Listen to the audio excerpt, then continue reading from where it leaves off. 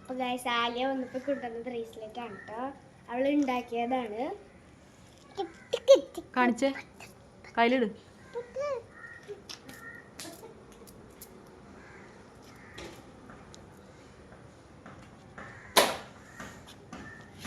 S സനാഡ S.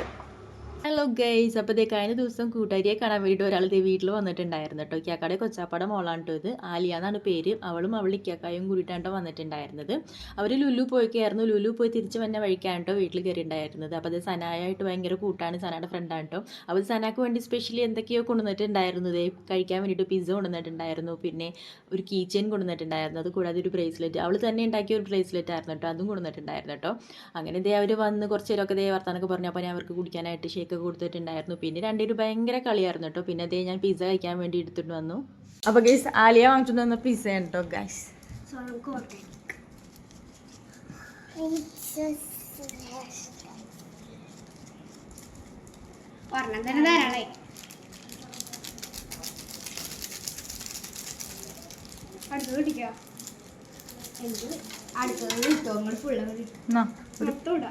ഓരോ piece ഒരു പ്ലേറ്റ്.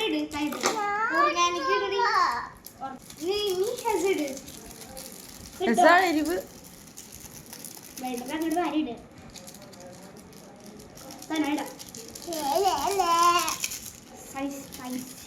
ഇതിനാണ് ഏറ്റവും കൂടുതൽ എരിവ് തോന്നുന്നത്. ഈ രണ്ടെണ്ണത്തിന് ഏറ്റവും എരിവ്, ഇതിന് രണ്ടെണ്ണത്തിന് കൂടുതൽ. ഒരു പീസ് എടുത്ത്. നല്ല ചൂടുണ്ട്, നല്ല ചൂടുണ്ട്. സോസും ഉണ്ട്. സോസൊക്കെ അതിലോട്ട് വയ്ക്കാം. അതും പൊളിച്ചു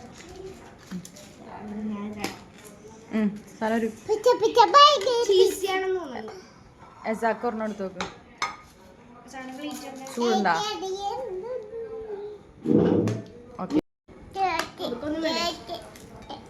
നല്ലതാണാ? എസ കഴിച്ചു നോക്കിയേ.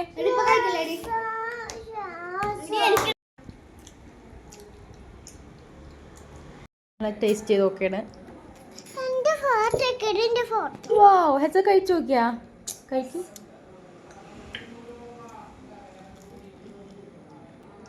എങ്ങനെയുണ്ട് ഹെസ?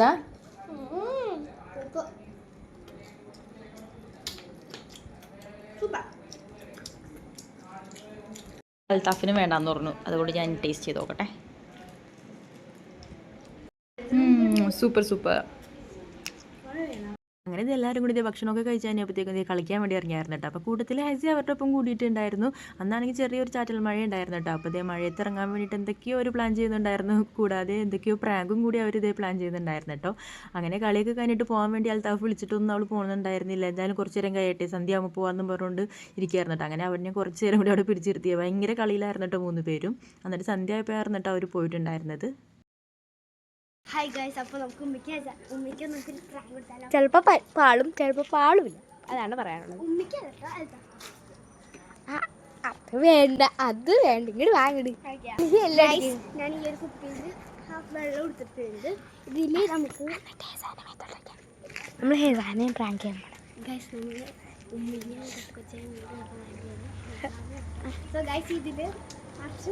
ഉമ്മീനെ ഹിസാനെ പ്രാങ്ക് ചെയ്യാൻ ഇങ്ങനെ എടുത്ത് നിൽക്കുമ്പോൾ ഇവിടെ കൂടി ഇങ്ങനെ വെള്ളം പുറത്ത് വരും.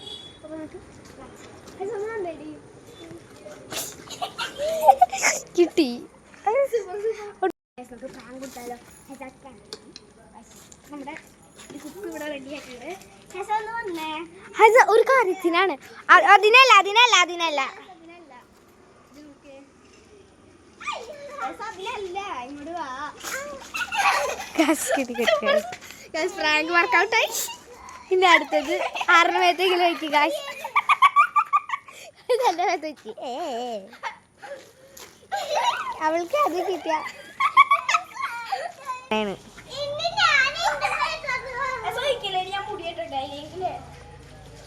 സന പറയണേ, ഞാൻ മുടി കിട്ടില്ലേ, അല്ലെങ്കിൽ എൻ്റെ മേത്ത് വെക്കരുത്. കിട്ടി, ഇയാൾ തട്ടി പഠിച്ചെടുത്തു.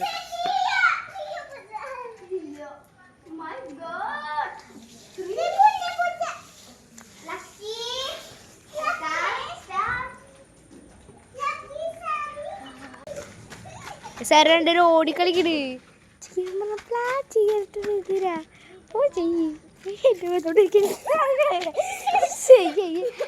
പ്രാവശ്യം കൂടി ചെയ്യാം സാധന ഒരു പ്രാവശ്യം കൂടി ഇട്ടാ.